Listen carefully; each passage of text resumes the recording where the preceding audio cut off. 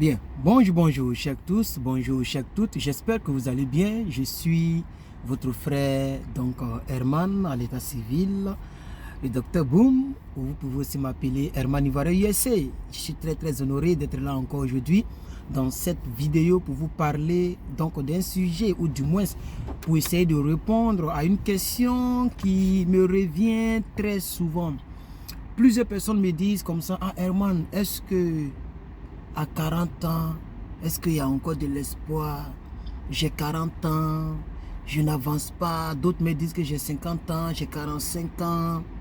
Je vois un peu par le mail, les gens m'écrivent, par Instagram, les gens m'écrivent.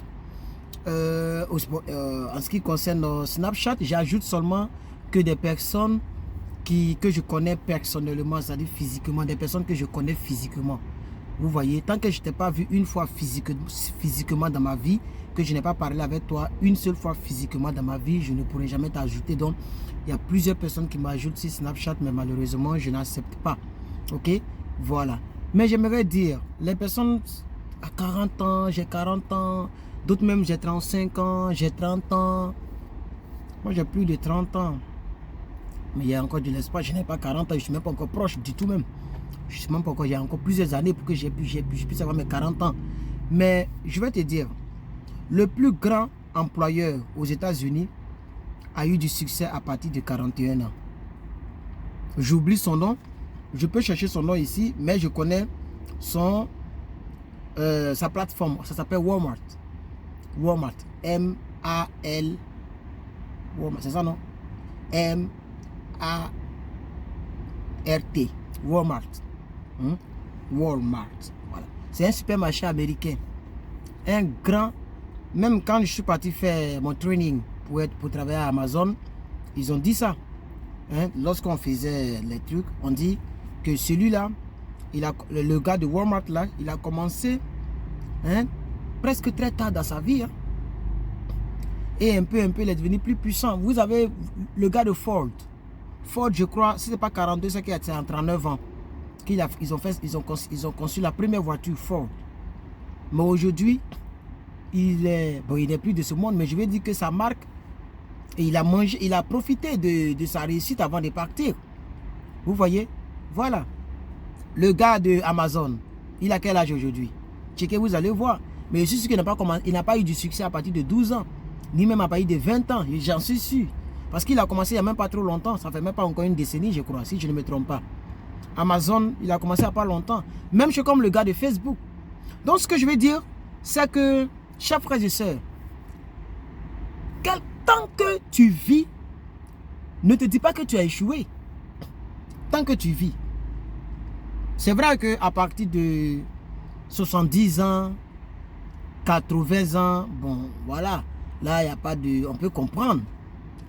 Si à 65 ans ou à 70 ans, vraiment, tu n'as rien réalisé, tu vois que c'est que là, on peut le dire vraiment, il faudrait que ton enfant prenne le relais, non seulement en prenant soin de toi, mais en lavant ton nom et en étant plus que toi. En lavant ton nom, en étant plus que toi. Et c'est ce que mon éducateur m'a dit. Il dit le fils doit faire plus que le père. Le fils doit réussir plus que son père. C'est ce genre de choses-là que les gens d'affaires développent. Vous allez voir que le gars, l'ex-président Donald Trump, c'est cette idée, il avait toujours. C'est pourquoi il a dépassé son père en immobilier, puisque son père était déjà riche. Son père était dans l'immobilier, mais lui, quand il est venu, ben, il a acheté plein d'immeubles, il a construit plein de choses. Plein de maisons, il a trop de biens, ce monsieur. Vous voyez? Donc, toi qui me suis, quel que soit ton âge, ne désespère pas. Surtout lorsque tu n'as pas encore 40 ans comme moi. Tu es encore jeune. En 2 ans, les choses peuvent se transformer dans ta vie. En 2 ans. Oui. J'ai dit, en 2 ans, ta vie peut changer. C'est tout. Donc même si tu as 38 ans, tu ne sais pas ce qui va se passer dans les 2 ans. Je suis venu encourager quelqu'un. Que les gens arrêtent de pleurer. Non, j'ai échoué. Mon âge avance. Bon, souvent aussi, il y a plusieurs filles qui m'écrivent en disant: ah mon frère, vraiment quand je regarde mon âge là, vraiment j'ai perdu mon temps avec tel monsieur, avec tel. En réalité, c'est ça aussi la vie. Hein? C'est ça aussi la vie. Ok? L'on ne récolte que ce que l'on a sémé. Là, je n'y peux rien parce que lorsque tu portais les Jeep Mini, lorsque tu partais dans tous les maquets, dans tous les hôtels, lorsque tu te laissais tripoter, ben, je n'étais pas là. Je suis vraiment désolé. Je ne leur dis pas ça, mais c'est ce que je dis ouvertement. Vous voyez? Parce qu'une histoire de mes 5 tomes, une histoire de les garçons ne me regardent plus, ben, moi, je ne sais pas qu'est-ce que je vais te dire à part t'encourager et te diriger vers la voie de Dieu.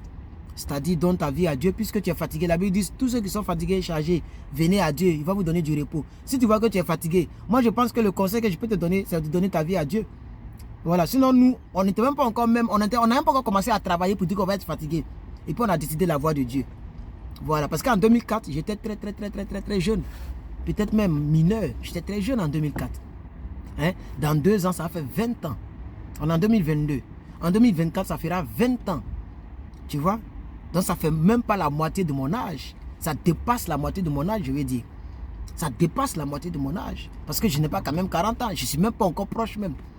Ok, je suis dans 30 brin. Voilà. Donc, c'est un peu ça, chers frères et sœurs. Mais en ce qui concerne les hommes et aussi des filles qui pourraient regarder leur âge qui avance côté professionnel, c'est-à-dire professionnellement, elles ont un peu peur et rien ne bouge dans leur vie. Il n'y a pas de problème. Moi, je peux vous dire que des gens ont eu du succès. Il y a une japonaise dont j'oublie le nom. Tout à l'heure, j'ai regardé un documentaire sur Amazon Prime. Je paye 14 $ par mois pour avoir accès aux films, à tout ce que c'est. Même comme Netflix, mais c'est un peu plus cher. Netflix, j'ai payé 8 et quelques, 9 et quelques. Mais avec Amazon, c'est un peu plus cher. Mais Netflix, leur série, il y a beaucoup de sexe. Tous les films, toutes les séries, il y aura toujours une séquence de sexe. Et puis ce qui m'énerve, mais ce qui est plus grave, parce que pour le sexe, c'est pas mauvais en soi. C'est lorsque tu l'utilises, lorsque ce n'est pas permis. Ou bien tu l'utilises mal. C'est ça qui est mauvais. C'est-à-dire tu n'es pas marié, tu sors avec toutes les filles. Tu peux prendre maladie, tu peux avoir gono, parce que les filles de maintenant, elles aiment les Tarzans. Elles aiment des hommes qui font 20 heures sur elles. Vous voyez? Quand tu fais le temps normal, c'est-à-dire 10 minutes ou 15 minutes, elles trouvent que tu ne vaux rien. Donc nos frères là prennent des atotés, des aphrodisiaques, des choses bizarres comme ça pour durer, pour se tirer, pour se fatiguer le nerf. Et quand c'est comme ça crée des maladies comme le gono. Tu peux avoir aussi le sida. Tu peux avoir aussi, il y a plein de maladies transmissibles, sexuellement transmissibles. Vous voyez? Voilà. Donc c'est ça que ce n'est pas bon. Et à nous les chrétiens, la Bible nous dit de ne pas utiliser le sexe tant qu'on n'est pas marié. C'est pourquoi sinon le sexe en lui-même ce n'est pas trop grave. Mais le problème, c'est des personnes qui mettent le plaisir devant et après qu'ils se rendent compte qu'il fallait mettre le sacrifice devant. Parce que la meilleure des vies, il est mieux de te sacrifier aujourd'hui et demain tu es à l'aise. C'est comme quelqu'un qui allait à l'école. Pendant que l'autre partait à l'école pour se sacrifier, l'autre faisait du n'importe quoi. Hein? Il sortait avec les filles, il faisait les braquages, il prenait des raccourcis pour réussir. Vous voyez? Or, il faut souffrir pour réussir. Donc si j'ai un message à donner à quelqu'un, il faut souffrir pour réussir. Il faut souffrir pour réussir. Si tu es habitué à la vie facile, même si tu viens ici aux États-Unis, ou tu vas en France, ou tu vas en Suisse, ou tu vas en Belgique, ou tu vas en Italie, etc., tu verras que cette vie facile va toujours te créer des problèmes. Parce que c'est pareil partout. La seule différence, c'est que dans les autres pays développés, il y a travail. Tu vois? Même si je marche 2 pas d'ici, je vais voir un magasin qui dit « We are hiring now ». Ça veut dire nous sommes en train d'embaucher. Tu viens ici, « We are hiring now ». Donc ce qui fait qu'il y a le travail. Maintenant dans le travail, là, il y a toujours des clochards. Dans le travail, il y a des gens qui ne peuvent même pas s'acheter vélo, ni pour dire que voiture, où je suis assis là. Ils ne peuvent pas s'en acheter, mais ils sont dans les mêmes États-Unis que moi. Les homeless d'ici, là, leur anglais est plus propre que pour moi. Mais ils ne sont pas prêts. C'est la paresse, la vie facile. Les gens ne veulent pas se fatiguer. Les gens ne veulent pas souffrir. Mais si tu ne veux pas souffrir, tu ne réussiras pas. Maintenant, à vous qui tentez, comme nous avons tous fait. Moi, j'ai tenté, mais je me battais. Parce que la maison familiale a été vendue pendant même que nous dormions. Je dormais dedans. Puisque lorsque mon oncle est décédé, ben, tout le monde s'est cherché. On nous a demandé de quitter la maison familiale à faire des héritages. Donc tout le monde s'est cherché. J'étais le seul orphelin de père et de mère. J'allais partir où? Je n'avais nulle part où partir.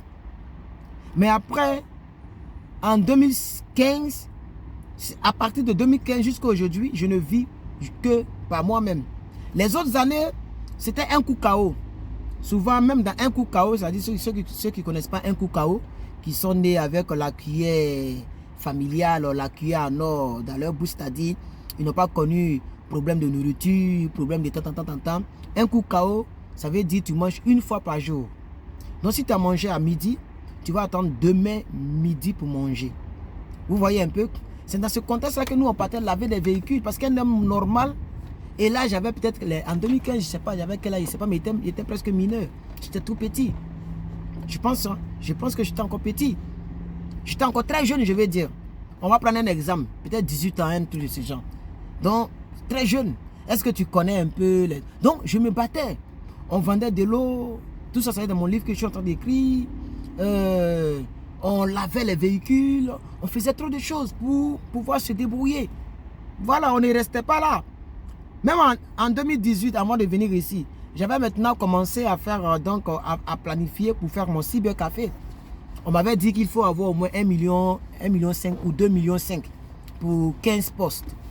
Hein? C'est-à-dire 14 ordinateurs et puis un autre ordinateur qui sera le serveur où le gérant va servir. Donc, c'est ça maintenant que je pensais. J'étais maintenant en train de réfléchir comment faire pour réunir 1,5 million, 2 millions. Pour aller à Djamé, acheter les ordinateurs, deuxième main au Black, venir ici. Comment je m'y connais un peu à l'ordinateur. On allait essayer de les arranger, de les faire trucs et puis travailler.